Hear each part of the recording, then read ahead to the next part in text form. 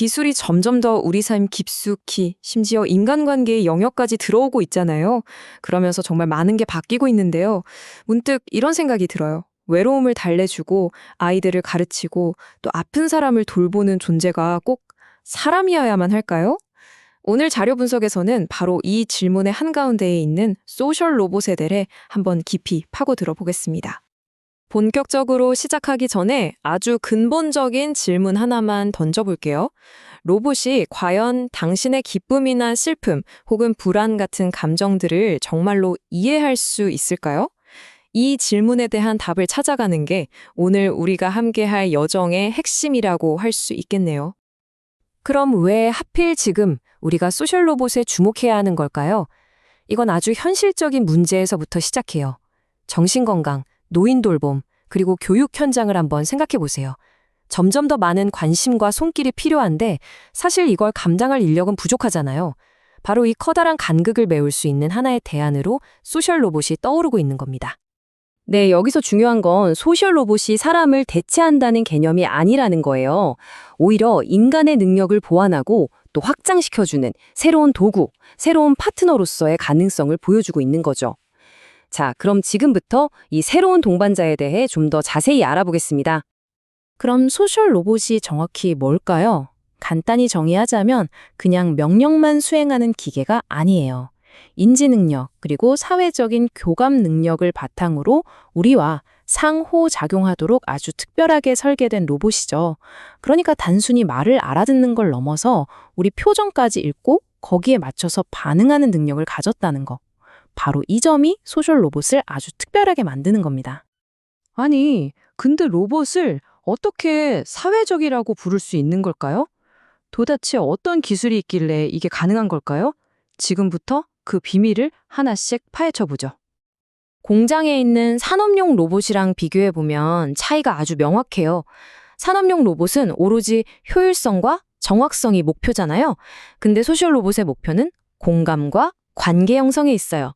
그래서 성능을 재는 기준도 얼마나 많이 생산했냐가 아니라 사용자와의 유대감, 즉 라포나 신뢰도 같은 아주 정서적인 부분들이죠.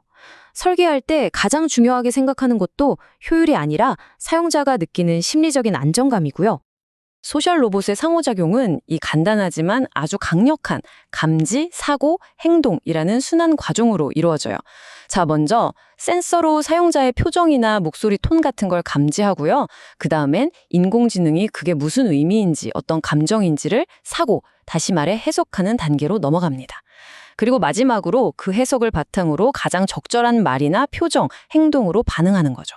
이 과정이 실시간으로 계속 반복되면서 마치 로봇이 정말로 생각하고 느끼는 것처럼 보이게 되는 거예요. 하지만 현재 기술 수준을 좀 현실적으로 볼 필요는 있어요. 대부분의 상용 로봇들은 사회적 상호작용 단계에서 보면 한 레벨 3 정도에 머물러 있거든요. 이게 무슨 말이냐면 사람을 알아보고 그 사람에 맞춰서 반응을 좀 다르게 하는 건 가능한데 스스로 새로운 관계를 만들고 그걸 오랫동안 발전시켜 나가는 수준까지는 아직 갈 길이 좀 남았다는 뜻입니다. 그렇지만 이런 한계에도 불구하고 소셜 로봇은 이미 우리 삶의 아주 중요한 현장 곳곳에서 활약하고 있습니다. 이제부터는 그 구체적인 사례들을 한번 직접 만나보시죠.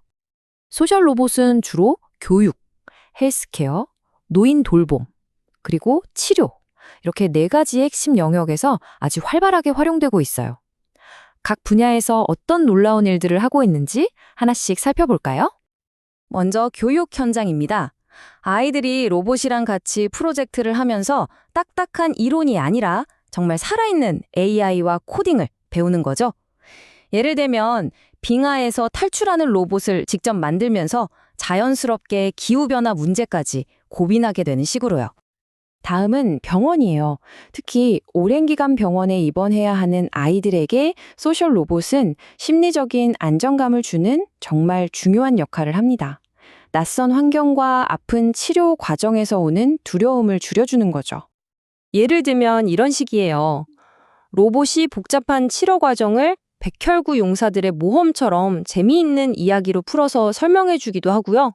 아니면 같이 숨쉬기 게임 같은 걸 하면서 아이의 불안한 마음을 다독여 주기도 합니다. 바쁜 의료진을 대신해서 언제나 한결같이 긍정적인 반응을 보여주니까 말 그대로 나를 판단하지 않는 친구가 되어주는 거예요.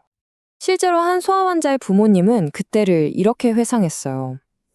무서운 시간을 보내는 제 아이에게 친구가 되어주었어요. 아이가 편견 없이 이야기할 수 있는 상대였죠. 이 한마디가 소셜 로봇이 주는 정서적 지지의 힘이 얼마나 큰지 정말 잘 보여주는 것 같아요. 마지막으로 요양원이나 치료실에서도 활약합니다. 어르신들에게는 외로움을 달래주는 좋은 말벗이 되어주고요. 또 사회적 상호작용이 좀 어려운 아이들에게는 실패에 대한 두려움 없이 마음껏 소통을 연습할 수 있는 안전한 파트너가 되어주는 거죠. 와, 이렇게 다양한 사례들을 보니까 정말 놀라운데요. 근데 여기서 이런 질문이 들죠. 그래서 정말로 효과가 있는 거야? 이제부터는 구체적인 데이터를 통해서 그 효과를 한번 직접 확인해 보겠습니다. 자, 이 그래프를 한번 보세요. 성인들이 28일 동안 소셜 로봇과 상담을 했을 때 스트레스 지수가 어떻게 변하는지를 보여주는데요. 프로그램이 진행될수록 스트레스 점수가 눈에 띄게 아주 뚜렷하게 감소하는 걸 확인할 수 있죠. 그리고 이 변화가 얼마나 의미 있는지를 보여주는 숫자가 바로 이겁니다. P는 0.0040. 통계가 좀 낯선 분들도 이것만 기억하시면 돼요. 이 수치는 이 스트레스 감소가 그냥 우연히 일어났을 확률이 0.4%에 불과하다는 뜻이에요. 다시 말해서 소셜 로봇과의 대화가 스트레스 감소에 진짜 효과가 있었다는 강력한 과학적 증거인 셈입니다.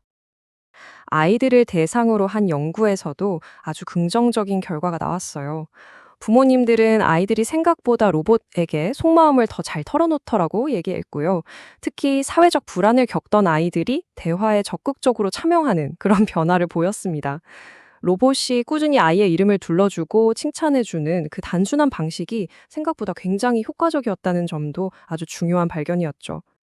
자, 물론 이 기술이 완벽한 건 아니에요. 이런 장밋빛 미래에만 이야기하기 전에 우리가 앞으로 해결해야 할 기술적인 그리고 윤리적인 과제들도 한번 짚어보겠습니다. 기술적으로는 여전히 한계가 많습니다. 아무래도 정해진 대본을 벗어나는 깊이 있는 대화는 좀 어렵고요. 어제 나눴던 대화를 오늘 기억하는 그런 장기 기억 능력도 아직은 부족하죠. 아마 경험해 보신 분도 있을 텐데 그래서 때로는 대화가 좀 반복적이거나 기계처럼 느껴질 때가 있어요. 인간의 그 복잡하고 미묘한 감정이나 맥락을 완벽하게 이해하는 것도 아직은 큰 숙제입니다.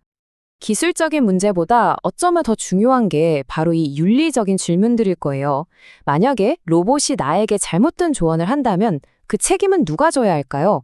로봇과 나눴던 나의 가장 사적인 대화들은 과연 안전하게 보호될 수 있을까요? 그리고 가장 중요한 질문, 우리가 로봇에게 정서적으로 의존하게 될 때 그게 장기적으로 우리에게 어떤 영향을 미칠 것인가 하는 점입니다. 소셜 로봇은 우리에게 단순히 편리함을 넘어서 관계란 무엇이고 교감이란 무엇인지 그 본질에 대해 다시 생각하게 만드는 것 같아요.